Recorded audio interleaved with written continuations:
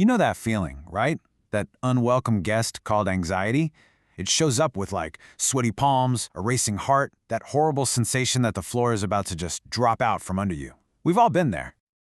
And most of us, well, we've been taught to see this whole experience as a battle in our minds, a problem with our thoughts. A war we have to wage from the neck up, trying to outthink or outlogic the spiraling worry.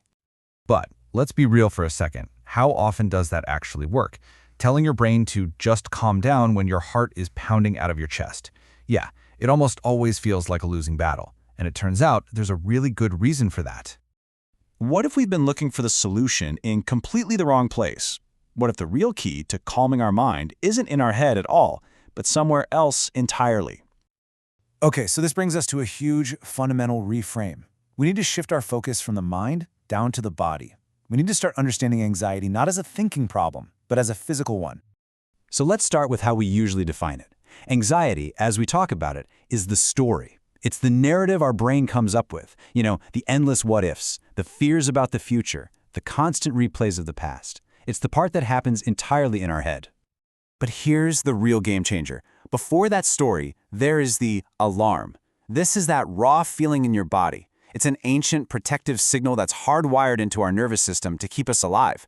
The only problem is, in our modern world, that alarm is often turned up way, way too loud.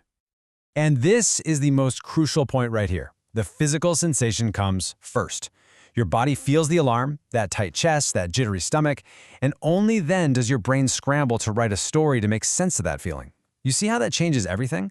Because if the problem starts in the body, the solution has to start there too. So, if the problem starts in the body, what do we do about it? Let's build our toolkit, starting with how to calm that alarm the very moment it starts blaring.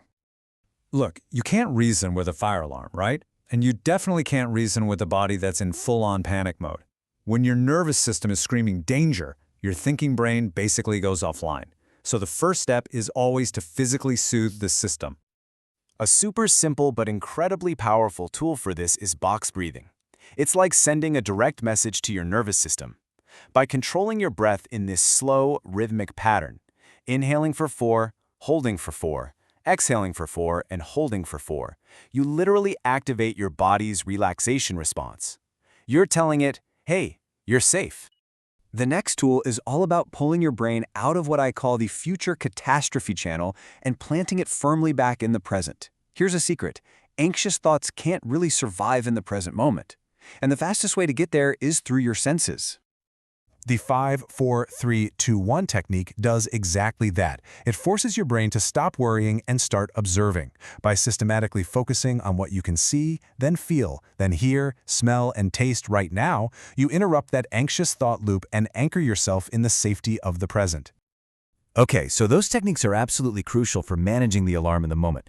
But what about the long game? How do we build long-term resilience? How do we make our body's alarm system less sensitive so it's not so likely to go off in the first place? Well, let's start with a really powerful number, 60%. A 2021 study found that people with physically active lifestyles have a roughly 60% lower chance of developing anxiety. Exercise is seriously one of the most effective ways to turn down the baseline sensitivity of your internal alarm. And it's not just about exercise. Think of your daily choices as either turning the sensitivity dial on your alarm up or down. Things like too much caffeine or not enough sleep, that makes the system hair trigger sensitive. But on the other hand, consistent exercise, a balanced diet, good sleep, those things build a robust, resilient system that's way harder to set off. The food you eat also directly impacts your brain's ability to handle stress. Nutrients like omega-3s, B vitamins, and magnesium are basically the essential building blocks for a calm nervous system. Think about it this way. You are literally building a less anxious brain with every single meal. So we've calmed the body in the moment, and we've worked on building long-term resilience. Now, and only now, are we ready to go back to where we started, the mind. But this time, we approach our thoughts not as the enemy, but just as a symptom of that physical alarm. And this is the key. When your body is calm, you finally have the mental space to step back and look at your thoughts objectively. You can get curious about them instead of just getting swept away. You can investigate them without judgment. Let's take a really common one, that feeling of intense social scrutiny, right? Everyone is going to judge me. When that body alarm is blaring, this thought feels like 100% undeniable truth. It feels like a fact. But now, from a place of calm, we can actually challenge it. We can ask ourselves, is it really true that everyone will judge me? Or is it maybe more likely that my body's alarm is just making me feel that way? See, that separates the feeling from the fact. And this is the final reframe. You acknowledge the physical sensation, my body's feeling an alarm right now. You affirm your own strength, I can handle feeling uncomfortable. And then you reclaim your power over the thought, I don't need to believe this. This is how you slowly rewire your response over time. So, as we wrap things up here, let's leave you with one last really powerful idea. We spend so much energy trying to avoid our anxiety or suppress it or fight it. We see it as this weakness or some kind of flaw. But what if that sensitivity, that finely tuned alarm system, what if it's actually a gift? What if understanding your own anxiety is the very thing that allows you to notice it in other people, to offer a kind word, and to connect more deeply? What if your anxiety, once you learn to understand it and work with it, is actually your superpower?